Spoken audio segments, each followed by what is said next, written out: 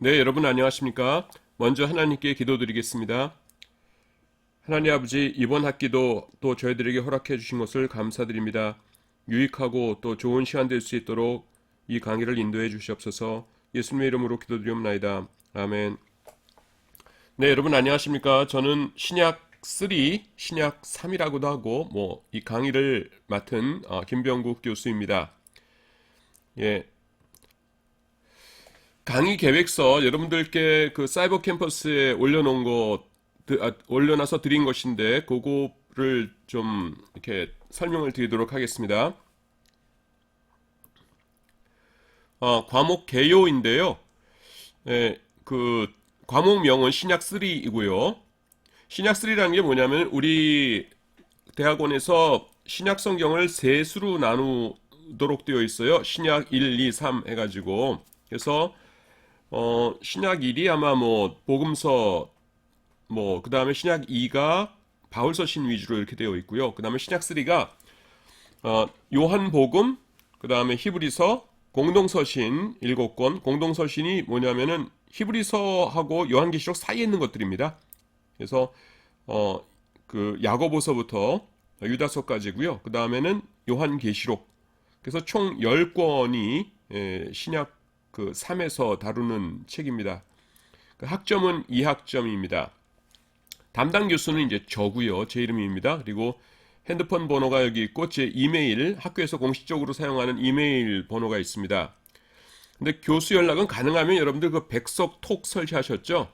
그 백석톡으로 해주시기 바랍니다. 그러니까 왜냐하면 이렇게 여러 가지 회의라든가 아니면 제가 이렇게 운전 중이라든가 이럴 때 잘 못 받으니까 그렇게 해주시기 바랍니다. 그리고 문자 남기실 때에 요거 좀 부탁드리고 싶은데 그 처음에 이제 소속하고요. 그 다음에 과목 신약 3, 그 다음에 신약 3이 또 이게 주간 야간이 있습니다. 그래서 주 야간 구분하시고 또 성함 좀 적어주시고 이렇게 해주시기 바랍니다. 어 갑자기 그 저기 문자 제목에다가 교수님 지난 수업에 대해 질문 있습니다 이러시면은 그 제가 강의하는 곳이 굉장히 많아요. 그러니까 우리 학교 기독교 학부 교수들이 거의 다 비슷한 상황인데 일단 그 백석대에 천안 캠퍼스 기독교 학부가 있고요. 그 학부 학생들, 그 다음에 여러분들 백석 신대원이 있고, 그 다음에 백석 전문대학원 석박사과정, 그 다음에 백석 신학원, 또 이제 영어로 강의하는 백석 신대원 과정도 있고요.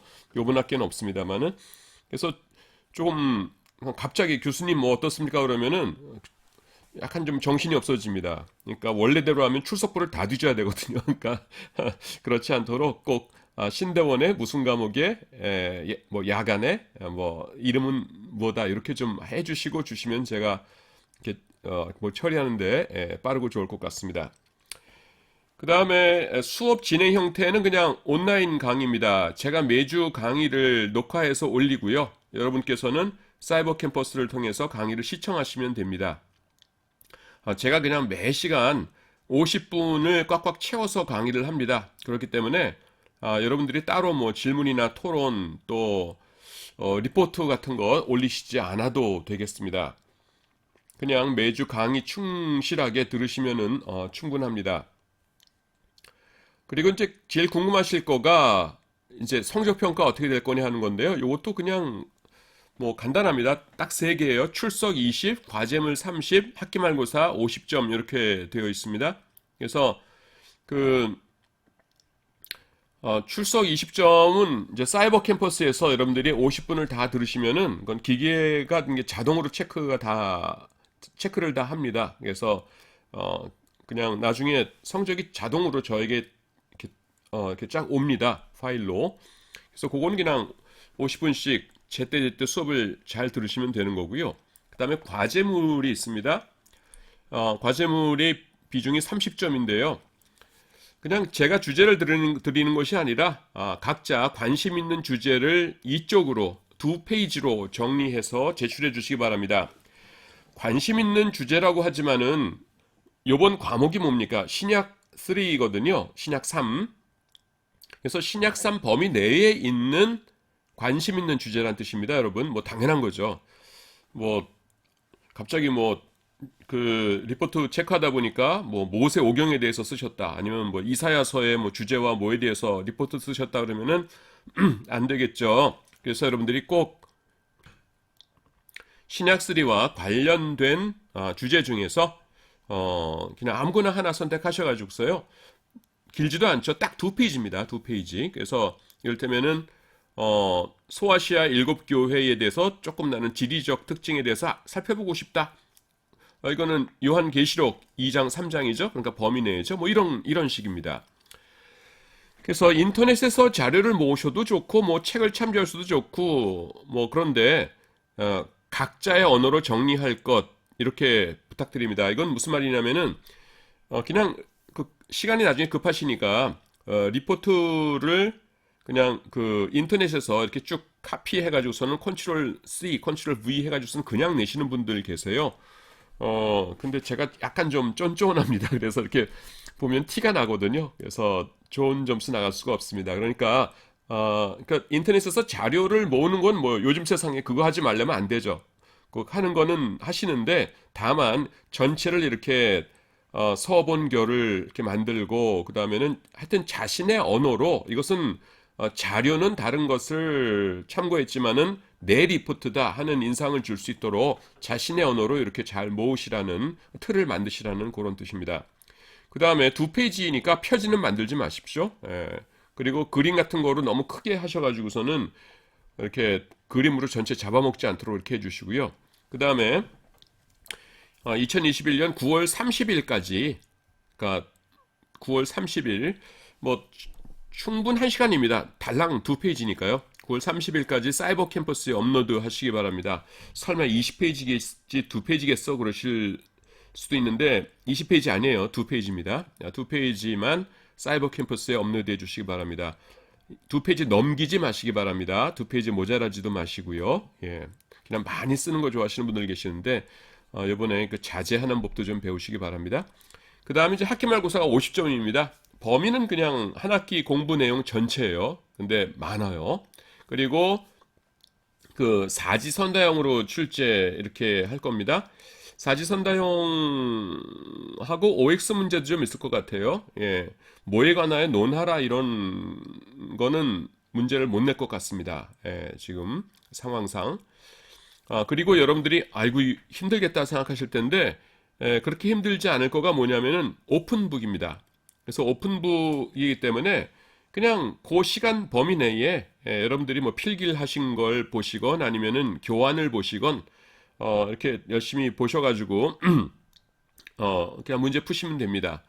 근데 50점인데 아마 제가 50문제 낼 거예요. 그래서 1분에 하나씩이기 때문에 어디 뭐가 있다는 걸 파악해 두셔야 됩니다. 그래서 여러분들이 공부하신다는 거가 이제 그 내용을 다 세밀하게 외워두실 필요는 없는데 이것이 요한복음에 관련된 내용이었다. 이것이 요한 일서의 저자와 관련된 내용이었다. 이게 요한계시록에 무슨 뭐 어떤 해석에 관한 내용이 있다 하면서 그 어디 무슨 내용이 있다 정도는 알아두셔야 오픈북이라도 하실 수 있겠죠. 예, 그렇게 좀 그러니까 평소에 많이 읽어두시면 됩니다. 그 다음에 학기말고사 일자는요 아직 못 정했습니다. 이게 뭐냐면은 지금 좀 시국이 그 좀 불안정하지 않습니까? 그래서 우리가 온라인 강의하지 않습니까? 그래서 뭐 지금 딱 날짜를 12월 며칠입니다 정해놔도 뭐 좀 땡겨질지도 모르고 늦춰질지도 모르고 뭐라고 이렇게 말씀을 못 드리겠어요. 그래서 아직 요거는 정해지지 않겠습니다. 그래서 나중에 확정되었을 때에 학기말고사 일자는요 추후에 공고해 드리도록 하겠습니다. 그 다음에 교재입니다. 좀 많은데요. 신약 성경 이야기라고 제가 쓴 조그만 책이 하나 있습니다. 그것 하나 준비해 주시고요. 그 다음에 요한복음은 이제 설교자를 위한 요한복음 강해라고 제가 쓴 책이 또 있어요. 그 다음에 공동서신도 제가 쓴 책입니다. 설교자를 위한 공동서신 강해라는 책이 있고요. 그 다음에 요 세 권으로 커버하지 못하는 것들이 있어요. 요한계시록에 대해서는 제가 아직 쓴 책이 없습니다. 솔직히 좀 무서워서 잘못 쓸까봐 겁이 나서 못 썼고요. 하여튼 저는 요한계시록에 대해서 뭐 쓰시는 분들 보면은 굉장히 존경스럽습니다. 아직 겁나서 못 썼어요. 그리고 히브리서 강해 이 부분도 아직 책이 없습니다. 그래서 요거는 이제 제가 강의안으로 만들어서 여러분들이 구입하시도록 이렇게 만들어 놨습니다. 그래서 이번 학기를 위한 책이 어쩌다 보니까 10권이나 되었어요. 그래서 제가 참 송구스럽습니다. 그냥 한 권만 사세요 이러면 좋을 텐데 10권이나 돼서 송구스러운데, 근데 성경 권수를 보면 성경 10권이라는 게, 죄송합니다. 제가 잘못 읽었네요. 다루어야 할 성경책이 10권이죠. 다루어야 될 성경책이 10권이나 되어서 어쩔 수 없이 교재가 이렇게 4가지, 3권의 책과 강의한 1권, 이렇게 4권이 되었습니다. 10권 사시라는 거로 제가 읽었어요. 죄송합니다. 저도 참 4권이나 사시라고 해서 죄송한 마음인데, 성경책이 다뤄야 되는 게 10권이니까요. 그렇게 보면은 또 이렇게 많은 건 아닌 것 같아요. 그래서 교재 구입 방법이, 그 위에 3권의 책들은 여러분들이 그 커다란 서점에 가시거나 아니면 인터넷으로 주문하셔도 다 있는 책들이고, 제일 간단한 거는 우리 군의 서점에 지금 이렇게 알려드리는 요 번호로 연락을 드리면은 그 장로님이시거든요. 그래서 받으시면서 택배로 이렇게 발송해 주시겠다고 합니다. 참 감사한데요. 그래서 여러분들이 장로님이시니까 예의를 갖춰가지고 전화를 드려주시고요. 그 다음에 그렇게 구입하시는 것이 좋을 것 같습니다. 아무래도 강의안은 일반 서점이 없으니까 그냥 한꺼번에 서점에 전화하셔서 구입하시는 것이 제일 좋겠죠. 그 다음에 강의 진행에 따른 교재 사용은 이렇습니다. 요한복음 서론과 강해는 이제 제체 요한복음 강해를 가지고 나가고요. 히브리서 서론은 신약성경 이야기의 그 부분이 있습니다. 그리고 히브리서 강해는 또 강의 안에 있고요. 공동서신 서론은 또 신약성경 이야기에 있고, 그 다음에 공동서신 강해는 그 설교자를 위한 공동서신 강해, 이 부분을 보도록 하겠습니다. 그런데 공동서신 서론은 이 신약성경 이야기와 그 다음에는 공동서신 강해, 여기 2개를 아마 종합해서 제가 만들었던 것 같습니다. 강해는 벌써 다 만들어 놨어요. 그 다음에 요한계시록 서론은 신약성경 이야기로 보고요. 요한계시록 강해는 강의안으로 보도록 이렇게 하겠습니다.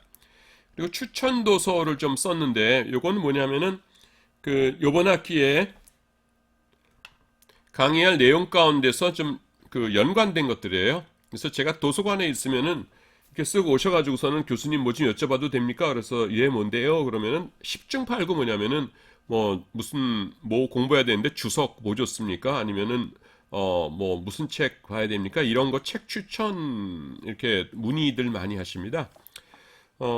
그래서 이제 여기다 이렇게 쭉 모아놔 봤어요.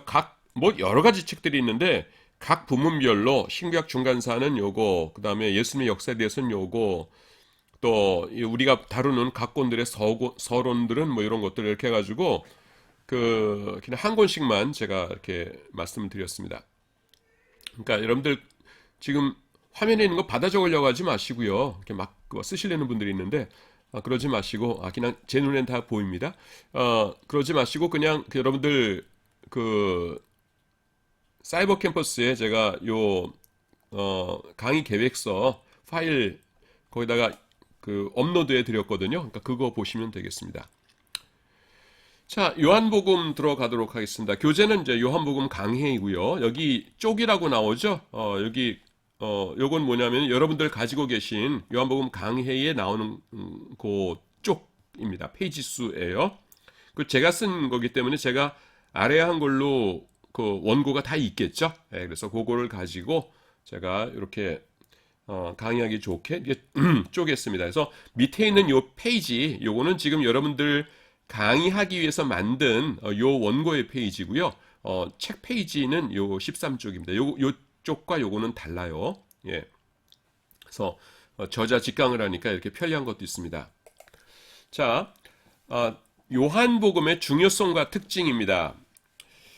어떤 책이건 간에요. 교수님들이 이제 제일 처음에 강의를 하게 되면은 이 책이 얼마나 중요한 책인가 하는 것부터 이렇게 막 강조를 하세요. 그랬겠죠. 그래서 그렇다면 창세기 강의하시는 분들은 이제 창세기야말로 중요한 책입니다. 창세기가 인간의 타락과 하나님의 구속 사역과 이 모든 것에 그 기초를 설명해 주고 있습니다. 그래서 창세기를 잘 알아야 성경책 전체를 잘 알 수 있고 인간의 역사를 볼 수 있는 안목이 길러지는 것입니다. 그러세요. 그러면 끄떡끄떡하면서 요번 학기 그 강의 이 창세기 강의 잘 들어야겠다. 예, 이렇게들 말씀하시고요. 또 이제 여기는 안 써놨는데 이제 시편 강의할 때 보면은 시편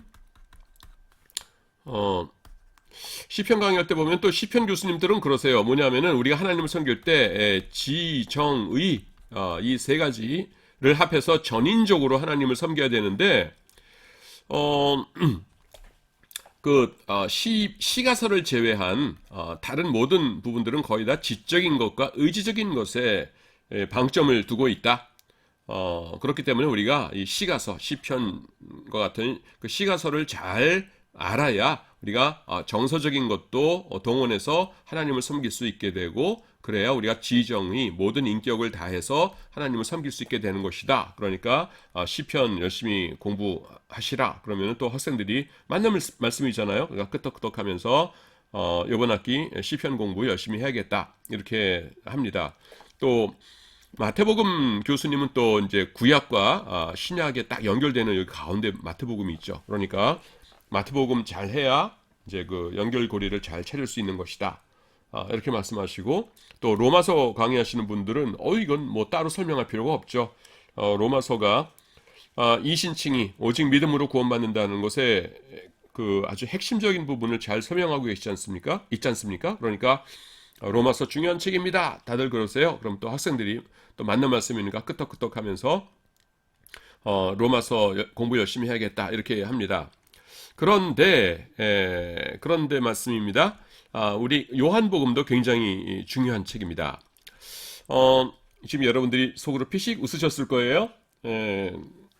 뭐 요한복음 시작하니까 중요하다고 하겠지라고 그러면서 피식 웃으셨을 텐데 한 20초만 지나면 여러분들이 진짜 중요하구나 하면서 끄떡끄떡 하실 겁니다. 그 요한복음이 왜 그렇게 중요한 책임이냐 하면요, 신구약 성경의 총정리예요.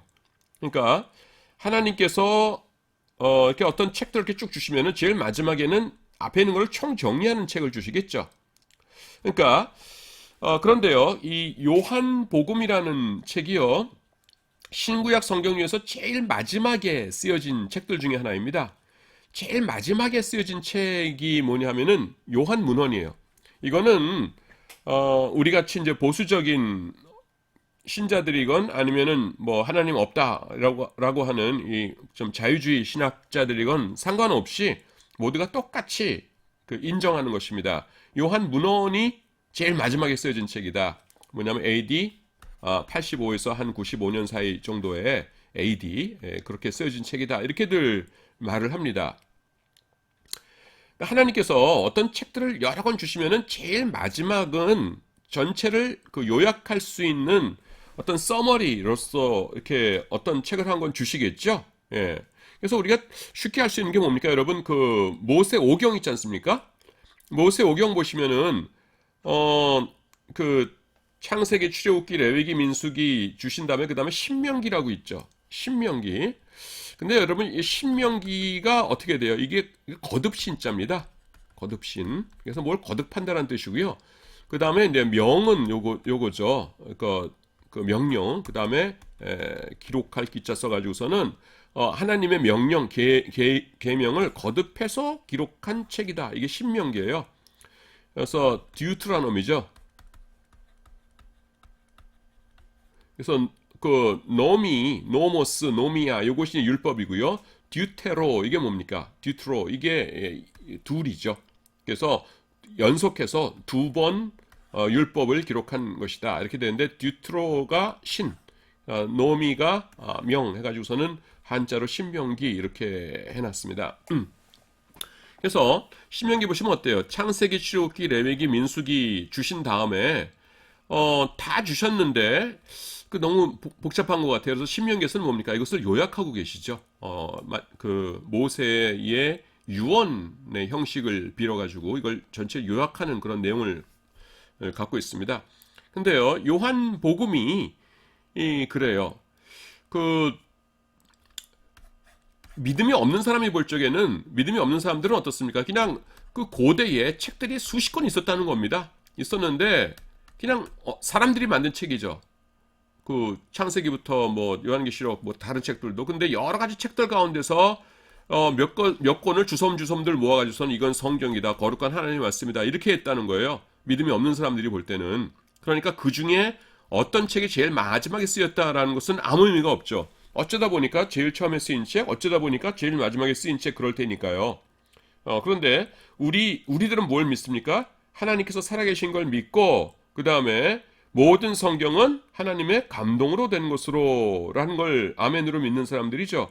그러니까 신구약 성경 전체의 총 기획자는 누구세요? 하나님이세요. 예.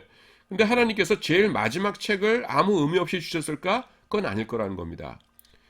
성경책을 65권 주신 다음에 그 다음에 제일 마지막 책은 이 전체를 요약하는 책을 줘야지 하면서 주신 것이 그 마지막 그 책일 것이다 이렇게 본다는 것이에요. 그래서 제일 마지막에 쓰여진 것이 뭐냐? 요한문헌인데 요한문헌이라는 것이 뭐냐면 요한복음, 그 다음에 요한 1, 2, 3서, 요한계시록입니다. 다른 책들은 이 책들부터 다 먼저 쓰였어요. 그런데요, 요한 1, 2, 3서, 요한 서신은요, 주제가 굉장히 좁아요. 나중에 우리가 다 볼 겁니다만은. 그래서 신약 성경, 구약 성경 전체의 요약이라고 하기에는 주제가 너무 좁고요. 요한계시록은 예언서죠. 말세에 어떤 일이 일어날 것이다 라는 것을 우리에게 주신 책이기 때문에 아주 독특한 역할이 있어요. 독특한 장르가 있어요. 그래서 요한계시록은 전체 요약은 아니고요. 그 다음에 그래서 요한복음이 하나님께서 우리에게 전체 요약으로 주신 책이구나 라고 우리가 생각한다는 겁니다. 그런데요, 이런 질문이 생겨요. 뭐냐면은 우리 같으면은, 저 같으면은 신구약 성경 전체를 요약하는 책이라면은 그 장르가요, 논설문이 될 것 같아요. 그래서 첫 번째, 하나님은 어떤 분이신가 따다다닥 하면서 이렇게 설명하고, 두 번째, 인간은 어떤 존재인가, 그 다음에 쭈루룩 설명하고, 그 다음에 인간이 구원을 얻기 위해서는 어떻게 되는가, 그 다음에 쭈루룩 설명하고, 이런 식으로 이렇게 요약적인 논설문의 형태로 썼을 것 같아요. 근데 요한복음이 복음서죠. 왜 신구약 성경 전체를 요약한다고 하면서 복음서라는 장르로 기록이 되었을까 하는 것입니다. 그래서 얼핏 보면 좀 이상하군 이렇게 생각되는데 조금만 생각해 보면 이상할 게 하나도 없어요. 뭐냐면은 여러분 그 구약 성경, 신구약 성경이 있는데요. 구약 성경, 신약 성경이 있는데 구약 성경의 주인공이 누구예요? 예, 오실 메시아이시죠. 메시아. 신약 성경은요. 오신 메시아 그리고 앞으로 또 재림하실 메시아이시죠. 그러니까 구약 성경, 신약 성경의 공통된 주인공이 누구십니까? 메시아이시죠. 메시아가 누구세요? 예수님. 그러니까 신구약 성경을 전체 요약하려면 예수님에 대해서 이야기를 해야 돼요. 근데 예수님에 대해서 이야기를 하려니까 어떤 문학 형식이 제일 좋아요? 복음서입니다. 예. 그래서 요한복음은 복음서의 형식을 띠고 있어요. 신구약 성경의 전체 요약이면서. 그런데요. 똑같은 복음서이지만은 마테마가 누가복음과 요한복음은요. 이 스케일이 다릅니다. 마테마가 누가복음, 공간복음이라고 우리가 하죠. 공간복음을 그릴 때 보통 이렇게 그려요. 그러니까 지상에서 영원으로입니다. 지상에서 태어나셔가지고서는 이러이러한 사역들을 하시다가 부활 승천하셨다. 이렇게 되는 거예요. 이게 이제 공간복음인데 요한복음은 어떻게 되냐면요. 이게 시작점이 하늘입니다. 1장 1절 보시면 어떻게 나타나요? 태초에 말씀이 계시니라 이 말씀이 하나님과 함께 계셨으니 이 말씀은 곧 하나님이시니라 라고 하면서 그가 없이는 지은 바가 된 것이 없다 하면서 창조주 하나님 예수님에 대해서 나타내고요. 시간은 어디예요? 태초죠. 창조시에. 그리고 말씀이 육신이 되어 우리 가운데 거하시면 우리가 그 영광을 보니 아버지의 독생자의 영광이 은혜와 진리가 충만하더라 그러면서 이제 내려오세요. 그 다음에 쭉 사역하시다가 내가 땅에서 들리면 모든 사람을 내게로 이끌겠노라 하시면서 어떻게 됩니까? 이제 고난받으시고 부활 승천하시죠. 그래서 이 그 스케일 자체가요. 요한복음은 달라요. 다른 책하고. 그 다음에 두 번째는 뭐냐면 선교를 위한 책입니다. 선교. 그 요한복음이 쓰여질 당시는요. 이미 그 교회가 선교를 폭발적으로 이제 진행하고 있을 당시였죠. 예. 그래서 1차, 2차, 3차 전도 여행 다 끝내고요. 그 아주 폭발적으로 전도가 이루어질 그 당시였습니다. 그런데 어, 그 옛날에 그 성경책을 갖고 다니려면 어떻게 했어야 되냐면은요. 성경책이 어떻게 된 거예요? 이렇게 그 두루마리였죠. 두루마리가 뭡니까? 이렇게 돼 가지고요. 어, 이렇게 해 가지고 두루마리예요. 그냥 그러니까 두루마리다. 그래서 이제 믿는 마음으로 보이면 두루마리로 보입니다, 여러분. 이렇게 해가지고 여기다 이제 책이 이렇게 쓰여 있고요. 그래서 이게 굉장히 두껍습니다. 그래서 창세기 두루마리 하면은 한 10m쯤 돼요. 그러니까 창세기부터 이제 요한계시록까지 성경책을 이제 갖고 다닌다 그러면 소달구지 하나가 되겠죠. 또 이제 코덱스라고 해서 이건 뭐 나중에 제가 강의를 할 일이 있을지 모르겠는데 코덱스라고 해서 지금의 책 형태 이렇게 해가지고서는 이렇게 묶은 코덱스 형태라고 하더라도 옛날에 코덱스를 이루는 그 재질이 뭐였냐면 보통 양피지 아니면은 파피루스였거든요. 둘 다 지금 종이와는 비교도 할 수 없을 정도로 두껍습니다. 그러니까요, 66권을 짊어지고서는 사우디아라비아에 간다? 저기 어디 그 이디오피아에 가서 전도한다? 굉장히 어려운 일입니다. 그래서 먼 곳에 선교하러 가시는 분들은 이제 가장 선교하기 좋은 핵심적인 책 한 권을 가지고 다닐 필요가 있었어요. 그들을 위해서 하나님께서 준비해 주신 책이 뭐냐 하면은 요한복음이다라는 것입니다. 근데 요한복음이 왜 그러냐 하면은요, 요한복음은요, 어느 문화, 어느 지역, 어느 인종의 사람들에게도요, 아주 손쉽게 이해될 수가 있어요. 그래서 이를테면은 요한복음에서는 구원을 어떻게 정리하고 있냐면은 빛과 어둠 이렇게 얘기합니다. 그래서 빛이 어둠에 비추되 어둠이 깨닫지 못하였다. 여러분, 빛은 예수님이십니다.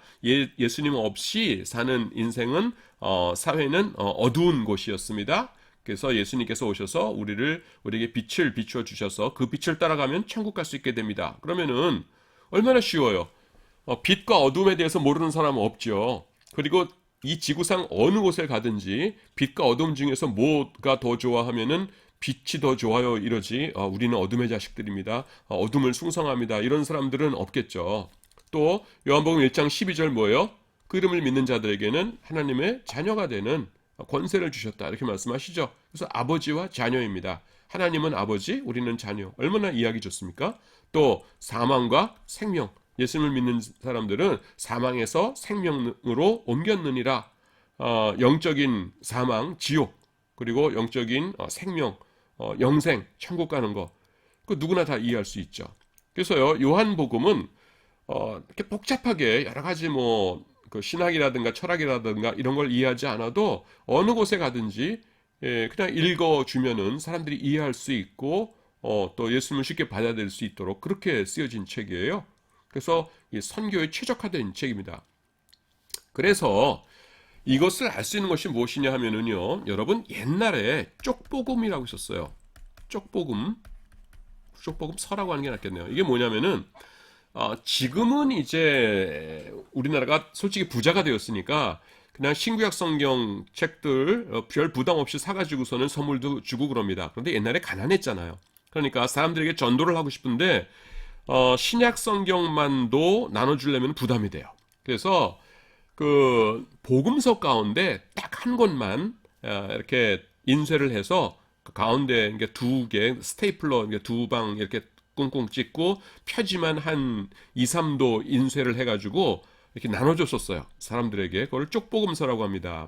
제가 어렸을 때도 있었는데 그 쪽복음서가 대부분 뭐냐 하면은 요한복음이었습니다.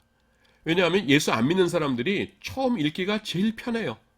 그리고 읽으면은 그 복음의 핵심이 다 들어가 있고 그래서 전도용으로 실제로 제가 요한복음 강의하니까 그렇게 주장하는 것이 아니라 실제로 가장 많이 사용됐던 것이 이 요한복음서입니다. 자, 이제 요한복음이 기록될 당시의 역사적 배경을 살펴보도록 하겠습니다. 아까는 몇 쪽 이렇게 썼는데 이거는 쪽이 없죠. 쪽이 없다는 건 무슨 뜻이냐면은 그냥 그 이전 설명한 그 주제에서 이렇게 연이어서 나온다는 뜻입니다. 그래서 연이어서 쭉 나오는데 제가 몇 쪽 그럴 필요는 없겠죠. 그래서 그럴 경우에는 이 강의안을 준비하면서 쓰지를 않았어요. 자, 요한복음이 기록될 당시의 역사적 배경 이렇게 나옵니다. 그래서 여러분들 자세한 것은 이제 책에 보시면은 이렇게 쭉쭉 나오는데요.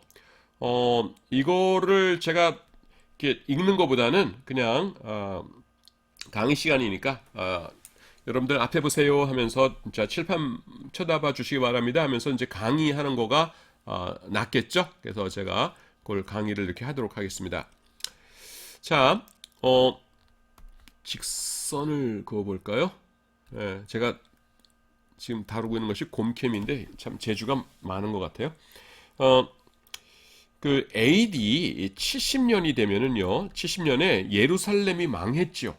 예, 예루살렘이 이렇게 있는데 로마군이 켜켜이 이렇게 둘러싸고서는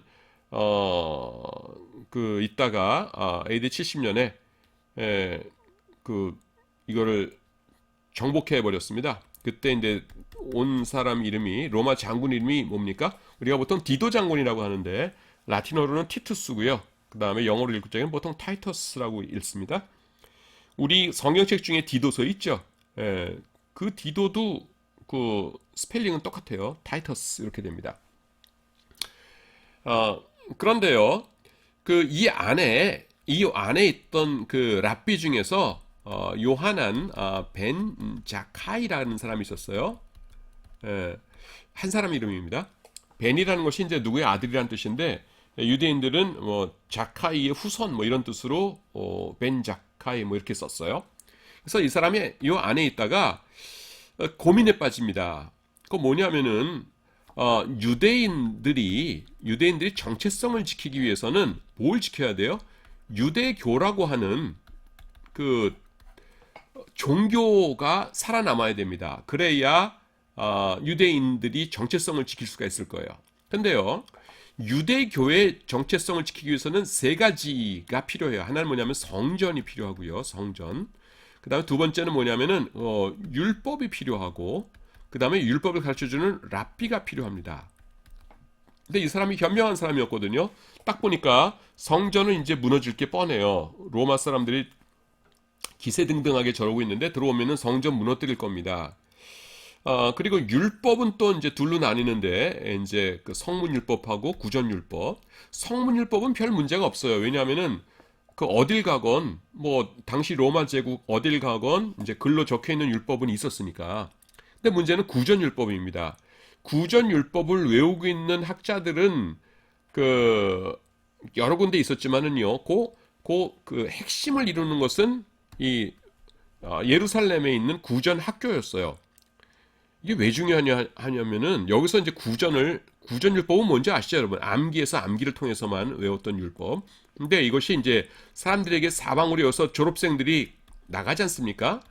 그러면은 책으로 쓸 수 있는 거 아니기 때문에 한 몇십 년 지나면은요, A라는 랍비, B라는 랍비, C라는 랍비가 외운 것들이 전부 달라지게 됩니다. 조금씩. 그러겠죠? 근데, 우리 둘이 그 비교해 보니까 다르네. 뭐가 맞는 거지? 했을 적에 기준을 제시해 주는 게 뭐예요? 이 예루살렘 구전 학교입니다. 여기 가서 물어보면 A가 맞았구나. 아이고 내가 틀렸었네 하면서 이 기준이 있는 겁니다. 그래서 구전율법은요 성문율법하고 달라요. 구전율법은 아무리 그 아는 사람들이 다른 곳에 퍼져 있다 하더라도 핵심 중앙에 있는 이 학교가 필요합니다. 그런데요, 이 학교는 예루살렘에밖에 없었어요. 왜냐하면 통일성을 유지해야 되기 때문에. 근데 그 학교 없어질 거예요. 자, 그러려면 어떻게 되냐면 랍비가 살아남아야 되는 겁니다. 랍비가 살아남으면 구전율법 부활시킬 수 있고 언젠가 기회가 되면 성전 다시 지으면 되는 거니까요. 근데 이 요하난 벤 자카가 가만히 생각해 봤더니 아무리 겸손하게 생각해 봐도 내가 제일 그 유능한 랍비인 것 같아요. 그래서 내가 살자 해가지고서는 예루살렘에서 탈출해 나옵니다. 원래는요, 그 로마 사람들이 예루살렘 성을 이렇게 포위한 다음에 나오면 전부 다 잡아 죽였어요. 그런데 딱 한 케이스에만 그 죽이질 않았어요. 성 밖으로 나와도. 그게 뭐냐면은 전염병으로 죽은 시체를 버리러 나오는 거는 놔뒀어요. 그래서 여기쯤에 분문이라고 하는 문이 있었어요. 여러분 유대인 예루살렘에는 문들이 많죠. 뭐 왕의 문, 양의 문, 어문 해가지고서는 뭐 물고기 문 해가지고서는 문들이 많았는데 그 중에 분문이라고 있습니다. 분이 뭐냐면은 똥분자예요. 그래서 영어로는 뭐냐면은 영어로 똥이 덩이거든요. 그래서 덩 게이트입니다. 이건 뭐냐면은 말 그대로 하인들이 그 뭐냐면 그 집집에 있는 똥 퍼다가 밖에다가 그 기드론 골짜기나 이런 데다가 버리고서는 나갔던 흰놈의 골짜기 이런 데다 버리고 나갔던 그 문이에요. 그래서 시체가 이렇게 있으면은 시체를 이렇게 들것에다 이제 눕히고 두 사람이 앞뒤에 서 가지고서는 여기로 나와서 이제 시체를 버리고서는 들어가면은 로마 사람들이 그거는 봐줬어요. 왜냐하면은 지금 포위만 하고 있을 게 아니죠. 언젠가는 그 안에 들어가서 자기들이 점령해야 될 텐데 안에 들어가 봤더니 곱게 죽은 시체도 아니고 전염병에 걸려서 죽은 시체들이 여기저기서 썩어가고 있는 거예요. 그러면은 위생적으로 자기들한테도 안 좋겠죠. 자기들도 기분 나쁘겠죠. 시체들 가득 쌓여 있는 성에 들어가려면은. 그래서 그 죽은 시체들을 이 분문을 통해서 버리고 가는 것은 이제 허락을 해줬습니다. 그래서 이 요하난 벤 자카이가 나를 시체처럼 꾸며가지고서는 여기 눕혀라. 그리고 두 제자에게 한 명은 엘리에제르, 한 명은 아키바였나 그랬는데 하여튼 그 두 사람에게 해가지고서는 날 버려라 해가지고서는 알겠습니다 스승님 해서 버린 다음에 여기서 벌떡 일어나가지고서는 해가 저물 때쯤에서 황제폐하 만세 황제폐하 만세하면서 로마 진영에 가서 이제 항복을 한 겁니다. 자, 항복을 하고 나서 이제 소원이 뭐냐라고 하니까 로마 장군이 있어요. 장군이 있고 그 다음에 이제 그 랍비가 있어요. 랍비가 있는데 소원이 뭐냐? 그러니까 이게 소원이 뭐냐고 왜 해줬냐면요. 이 장군이 왜 해줬냐면은 자 여러분 그 정치적으로 우리가 좀 생각을 해보면은요. 로마인이 있고 그 다음에는 여기 이제 유대인이 있는데요. 유대인이 있는데 전 세계에 있는 모든 유대인들을 전쟁 났다고 해서 다 죽일 수는 없는 거죠. 그렇죠. 최소한 뭐 수십만 명, 수백만 명 됐을 텐데 그 유대인을 다 죽일 수는 없는 겁니다. 이 전쟁이 끝나도 로마 사람들은 유대인들을 다스려야 돼요. 남아있는 사람들을. 그러려면은 살기 등등한 유대인들만 아니고 협조적인 유대인들도 있을 테니까 이 유대인들과 로마 사이에서 중재 역할을 해주는 누군가가 필요하겠죠. 예, 그런데 요 랍비를 봤더니만은 유대인들 중에서 그 존경받는 지도자예요. 랍비고요. 그 다음에 다른 랍비들은 나는 여기서 죽고 말지 하면서 꼬장꼬장 앉아가지고서는 굶어서 픽픽 쓰러져 가는데 이 사람은 그 황제폐하 만세하면서 왔거든요. 그러니까 어떤 사람입니까? 좀 이렇게 좀 마음이 넓은 사람이죠. 말이 통하는 사람이죠. 그래서 이 사람을 향후에 중간자로 우리 그 로마 사람들과 유대인 사이의 중간 매개체로 사용하면 좋겠다 해가지고서는 살려둔 거예요. 현명한 결정이었어요. 그래서 원하는 게 뭐요라고 했더니만은 진짜 원하는 거는 당신네 군대가 이 그 공격을 풀고 돌아가는 것입니다. 이러는 거예요. 그러니까 이 장군이 뭐라고 그러냐면은 그러려면은 황제 폐하께서 못하러 나를 보내셨겠는가 이렇게 얘기합니다. 그러니까 뭐 랍비 입장에서는 원하는 거 뭐냐니까 이제 정직하게 얘기한 거고요. 그러니까 그러면 두 번째를 얘기해 주겠어. 그건 뭐냐면은 이 안에 있는 랍비들을 살려주시오 이렇게 부탁을 합니다. 요하난 벤 자카이가 한 사람 이름이에요. 그래서 안에 있는 랍비들을 살려주십시오 이러니까 이 로마 장군을 생각해봤더니 뭐 팔팔한 젊은이들 살려달라는 것도 아니고 그러면은 뭐 자기한테 대항할 수 있겠지만은 되게 명망 있는 랍비라는 사람들이 나이 많은 사람들이거든요. 그러니까 그럽시다. 그러고서는 이 랍비들을 살려줘요. 그래서 랍비들이 풀려난 다음에 나중에 이제 예루살렘 여기고요. 나중에 그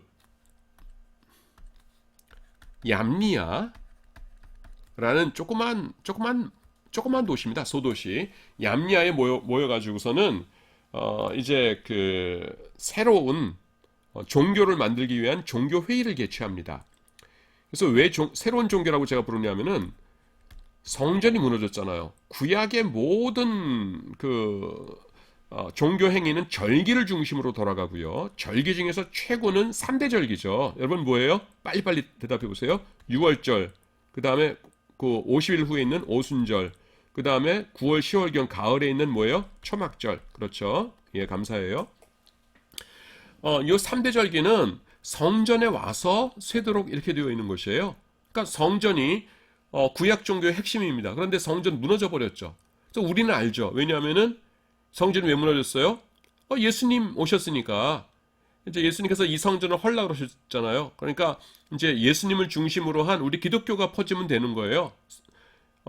이제 성전은 필요 없게 되었어요. 그러니까 하나님께서 이제 부수신 것인데 유대인들은 예수님을 안 믿었으니까 그거를 이제 받아들이지 못했죠. 그래서 성전이 없는 지금 시기는 임시적인 시기이다. 그러니까 우리가 다시 성전을 지을 때까지 우리 유대교를 어떻게 유지해 나갈 것인가? 그러면은 율법 중심의 유대교를 우리가 유지해 나가야 된다. 이렇게 된 겁니다. 그래서 율법 중심의 유대교를 요하난 벤 자카이와 랍비들이 만들어요. 그 유대교가 바로 21세기 지금 현재 예루살렘을 중심으로 한 유대인들이 믿고 있는 그 유대교예요. 그래서 우리는 요하난 벤 자카이라는 이름이 굉장히 낯설지만은 유대인들에게는 굉장히 중요한 그런 사람입니다. 자, 그런데요, 그 요하난 벤 자카이가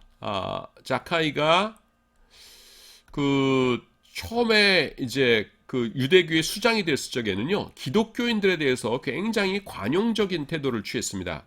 이유가 있는데요. 첫째 뭐냐면은 그냥 성품 자체가 좀 관용적이었어요. 여러분, 제가 이 사람 스토리를 좀 말씀을 드렸는데 그 로마군에게 둘러싸여 있는 성에서 이렇게 시체로 위장해가지고 나와서 황제 폐하 만세, 황제 폐하 만세. 황제 폐하 만세라는 거는 그 사람이 진짜 그렇게 얘기를 했습니다, 여러분. 제가 이렇게 뭐 재밌게 만들려고 그러는 것이 아니라 그렇게 했을 정도면은 좀 마음이 널널한 사람이겠죠. 그래서 그러니까 뭐 기독교인들, 그러니까 예수님을 믿는 유대인들 회당에서 쫓아내 그냥 놔두지 뭐 이렇게 되는 거고요. 그 다음에 둘째는 뭐냐면은 지금 상황이 성전이 무너졌죠. 그러니까 유대인들이 한마디로 뭡니까? 패닉 상태예요. 패닉 상태이니까 예수님을 믿는 유대인들을 회당에서 쫓아낼까 말까 하는 거는 제일 중요한 문제겠어요? 아니면은 변두리 문제겠어요? 그렇죠. 변두리 문제입니다. 그러니까 별로 이렇게 신경을 쓰지 못하고 있었어요. 그러다가 그 사람 요하난 벤 자카이가 일대 교주라고 해도 되고요. 일대 교주였고 그 사람의 뒤를 이은 사람이 가말리엘 2세인데 요 가말리엘 2세 때 이제 예수님을 믿는 유대인들이 회당에서 다 쫓겨나게 됩니다. 그 얘기는 조금 이따 할 텐데요. 여기서 조금 여러분들에게 부연 설명 드릴 것이 있어요. 그건 뭐냐면은 지금 아마 여러분들 마음속에 이런 의문이 있으실 겁니다. 이상하다.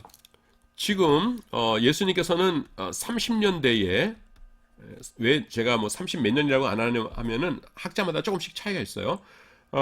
30년대에 예수님께서는 부활 승천을 하셨고 그 다음에 지금 AD 70년이면은 벌써 이 세월이 얼마나 흐른 거예요? 지금 한 40년 흘렀잖아요. 여러분, 사도 바울의 1차 전도 여행이 언제 시작되는지 아세요? AD 44년에 시작돼요. 1차 전도 여행. 그 다음에 3차 전도 여행이 언제 끝나는 줄 아세요? 58년 혹은 59년에 끝납니다. 그러니까 그 교회가 지금 한창 발달하고 이랬던 시기인데 AD 70년이면은 이미. 그런데 예수 믿는 유대인들이 회당에 왜 나가? 교회 나가야 되는 거지? 이렇게 생각하실 수 있어요. 그런데요, 유대인들의 중에서 예수 믿는 유대인들은요, 회당에도 다녔고 교회도 다녔어요. 그래요? 여러분들이 그렇게 생각하실 텐데 성경적으로 일단 증명을 해 드리자면은 여러분 우리 성경에서 이 교회가 언제 시작돼요? 사도행전 2장에서 오순절 역사로 시작되죠.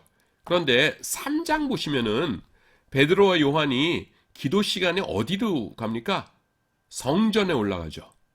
그러니까 2장에서 교회 시작, 회당 끝, 기독교와 유대교는 완전히 별개의 종교로 이제 나눠졌다? 그거 아니라니까요. 교회 지도자였던 그 사도들이 3장에 보시면은 어디 가서 기도를 해요? 성전에 가서요. 예. 왜냐하면은 그들은요, 새로운 종교를 만들 생각을 한 것이 아니에요. 자, 여러분 보세요. 자, 내가 회당에 다니는 유대인이라고 생각해 보세요. 근데 어렸을 때부터 랍비님이 뭐라고 그러셨냐면은, 자, 여러분, 앞으로 하나님께서 우리를 위하여서 메시아를 보내주실 것입니다. 메시아를 보내주셔서 우리를 긍휼히 여겨주실 것이에요. 그럼 메시아가 오시면은 여러분들 거부하지 말고 메시아를 잘 아멘으로 모셔드리고 그분께 순종하면서 살기 바랍니다. 그러면은 네 랍비님 하면서 메시아 빨리 오셔야지. 그러면 우리가 그 메시아께 순종하면서 살아야지 하면서 지냈어요. 그런데 살다가 메시아를 만났어요. 그게 누구예요? 예수님. 그래서 나는 이 예수님을 잘 믿고 예수님을 믿는 무리들과 함께 교회 가가지고서는 예배를 드려요. 자, 그러면은 내가 랍비님의 말씀에 순종한 거예요? 거역한 거예요? 순종한 겁니다. 랍비님이 뭐라고 했어요? 메시아 잘 믿어라. 메시아가 누구세요? 예수님. 그래서 나 지금 예수님 잘 믿어요. 그러면은 나야말로 회당에서 배운 랍비님의 말씀 잘 순종하는 사람이죠. 그러니까 내가 왜 회당을 뛰쳐나와요? 그래서 초기 기독교인들은 예수님을 열심히 믿으면서 그 다음에 회당에도 열심히 다녔어요. 이해가 되시죠? 네, 그런 상황이었습니다. 근데요, 이 그 가말리엘 2세는 그 꼴을 못 보는 거예요. 그래서 예수님을 믿는 이 유대인들 가운데서 예수님을 믿는 사람들은 회당에서 다 쫓아내야지 이렇게 한 겁니다. 그런데 그 방법이 있어요. 그게 뭐냐면은 여러분 교회에서는 그 굉장히 자주 드리는 기도가 뭡니까? 주기도문이죠. 예. 그래서 이제 뭐 목사님이 집전하실 때도 이제 주기도문으로 마치겠습니다 이렇게 하기도 하고 아니면은 그냥 장로님이 이렇게 집전하실 적에는 그냥 주기도문 하시겠습니다 해가지고서는 뭐 예배 시간 중에 뭐 가운데나 뭐 제일 마지막 쯤이나 뭐 제일 앞에 주기도문을 많이 합니다. 그런데요 유대인들이 모여서 예배 드릴 때 주기도문 비슷한 기도가 있었어요. 그건 뭐냐면은 쉐몬의 에스레이라는 것인데요. 쉐몬의 에스레이. 쉐몬에는 뭐냐면은 쉐몬에는 8이라는 뜻이고요. 그 다음에 에스레이는 뭐냐면은 10이라는 뜻이에요. 그래서 10에서 8을 더하면은 여기에 18이 되죠. 그래서 쉐몬의 에스레이가 그냥 숫자 18이에요. 근데 이제 우리말로 번역할 때 그냥 18 그럼 이상하니까 거기다 기도문이라고 붙여가지고 18 기도문 이렇게 부릅니다. 예, 이름이 왜 18 기도문이냐 하면은 그 기도의 항목이 18가지였어요. 그래서 여러분들 보시면 여기다 지금 제가 요약해 왔는데 1번부터 해가지고서는 18번까지 쭉 있습니다. 그래서 첫 번째가 조상들을 지키시고 사랑하시는 하나님, 두 번째가 전능하시는 하나님 해가지고 쭉쭉쭉 해가지고서는 18번까지 기도 제목이 있도록 되어 있었어요. 그래서 아유 짧겠네요. 이거 뭐 제목들만 하면 되는 거예요? 그러실 텐데 요건 아니고 이제 1번 조상들을 지키시고 사랑하시는 하나님 하면은 한 우리말로 해서 한 서너 줄 정도 기도문이 있습니다. 그래서 주르륵 낭독하고 두 번째 기도문입니다. 전능하신 하나님 그러면 요 주제를 가지고 한 서너 줄 그러니까 요 각 제목들마다 한 서너 줄씩의 기도문이 있다 생각하시면 되는 겁니다. 그것이 18개가 쭉 있었어요. 자, 그런데 여러분, 여기 쭉 보시면은 앞에 지부터 지금까지 해가지고서는 19에서 끝나죠. 평화를 주소서 하면서 19에서 끝나잖아요. 그러면은 19기도문인데 왜 18기도문이라고 했냐면 원래는 18기도문인데 중간에 하나가 끼어 들어간 거예요. 뭐가 끼어 들어갔냐면은 요 12번이 끼어 들어간 겁니다. 12번. 2단, 뭐냐면 기독교를 멸하소서 이런 것이 들어간 거예요. 그래서 18개였었는데 원래 19개가 됐죠. 12번이 들어갔기 때문에. 그런데 그러면은 쉐모네가 아니잖아요. 쉐모네가 8인데 그래서 19기도문 그래야 되는데 그냥 그건 고유명사처럼 되었기 때문에 그냥 계속해서 쉐모네 에스레이라고 이렇게 불렀습니다. 자, 그렇다면은 요 12번째 요건 그 내용이 뭘까를 살펴보도록 하겠습니다. 일단 이 제목이 비르카트 하미님 그랬는데요. 비르카트라는 것이 뭐냐면은 저주문이란 뜻이고요. 그 다음에는 하는 정관사예요. 히브리의 정관사. 그 다음에 미님이 뭐냐면은 이단이란 뜻입니다. 그래서 이단들에 대한 저주문이에요. 비르카트 하미님. 그래서 이단들에 대한 저주문입니다. 그래서 그 내용을 봐야 될 텐데 50분이 지났네요. 그래서 첫 번째 시간은 여기서 마치도록 하겠습니다.